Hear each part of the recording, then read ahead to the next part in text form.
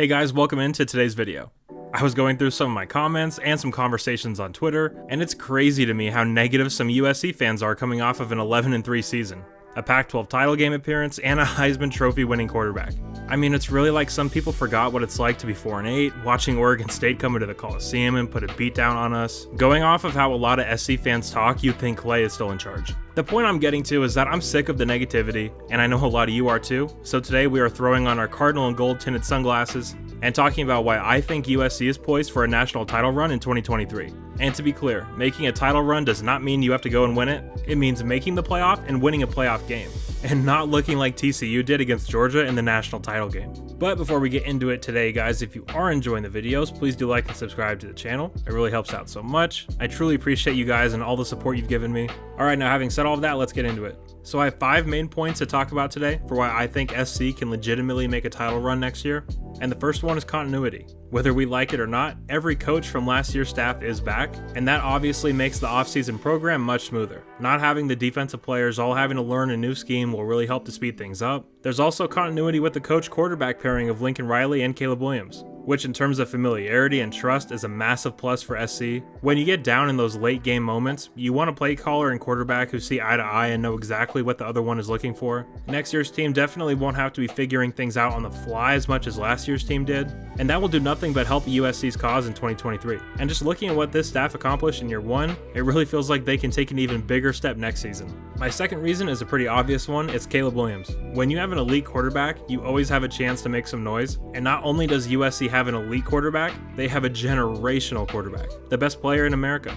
Caleb put the team on his back last year, but this year he will have much more help across the board. If even a little sliver is taken off of Caleb's plate, he'll be that much fresher and healthier come CFP time. And just thinking about how good sophomore Caleb was, it's scary to think about what he could accomplish as a junior. Although it is hard to imagine Caleb being better than he was this last year, but if there's one thing I've learned from last year to now, it's don't doubt Caleb. Year 3 with Lincoln Riley, an upgraded offensive line, incredible wideouts, an elite running back in Marshawn Lloyd, and not to mention the defense got better this offseason as well. It'll be really fascinating to see what Caleb does with his team next season. Now for reason number 3, we head to the other side of the ball to talk about the upgrades that were made to the Trojan defense. There has been an influx of defensive talent added so far this offseason. When you look at guys like Mason Cobb, Tackett Curtis, Christian Roland Wallace, Braylon Shelby, Anthony Lucas, Jack Sullivan, you get the point. We've not only added a bunch of new defensive players, but we've upgraded. Shane Lee is going from linebacker 1 to perhaps number 3 or 4 depending on if they reposition Gentry. Now of course Mekhi Blackman and Tooley are huge losses, don't get me wrong, but the defense as a whole is deeper and more solid at each level. The interior of the defensive line didn't get upgraded as much as I'm sure we all hoped it would, but everywhere else on the field got deeper and looks to improve in 2023.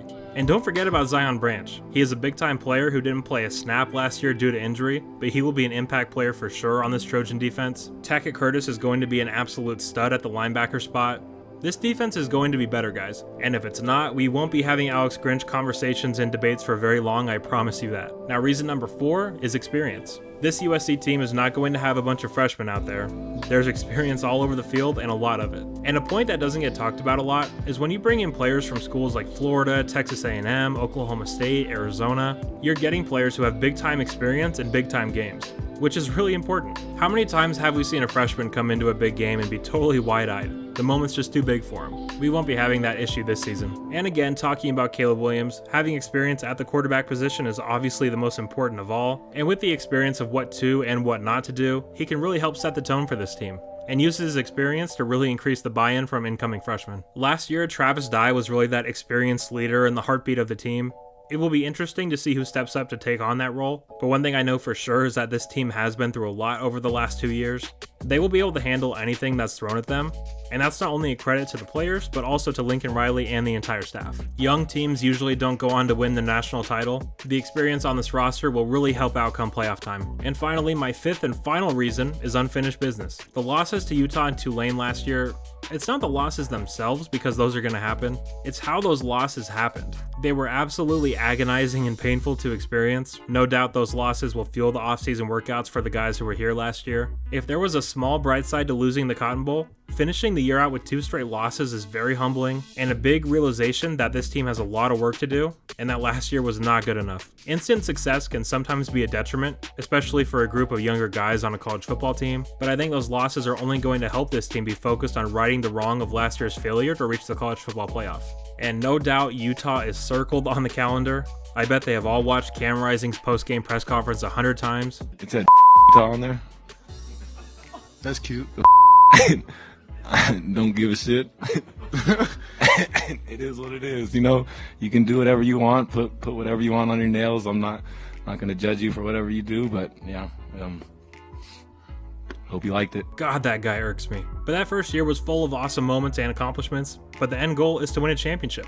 And to do that, you need to win the conference and make it to the dance, so that will be priority 1 heading into next year. So those are my reasons why SC is going to make a title run. Obviously, I could have added how incredible the offense is as a whole, but I wanted to go a little deeper and talk about some other things today. So guys, we are in a great spot with great coaches and even better players. So please lighten up. There's no reason to be negative about everything.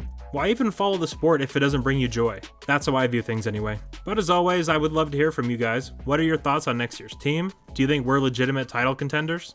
Make sure to let me know down in the comments. But that will do it for me today, guys. If you did enjoy the video, please do like and subscribe to the channel. And if you want to support the channel in an even bigger way, make sure to check my Patreon. That's linked down below. Thank you all so much for your continued support. You guys are awesome. And as always, take care and fight on.